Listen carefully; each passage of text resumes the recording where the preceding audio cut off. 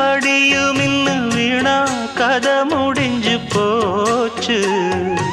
ஈசான மூலையில லேசான பள்ளி சத்தம் மாமன் பேர சொல்லி பேசுது.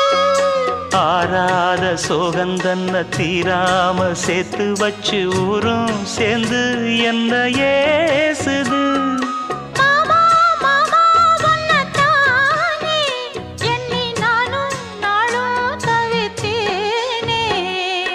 கூண்டுக்குள்ள என்ன வச்சு கூடி நின்ன ஊரை விட்டு கூண்டுக்குள்ள போனதென்ன கோலக்கிளியே.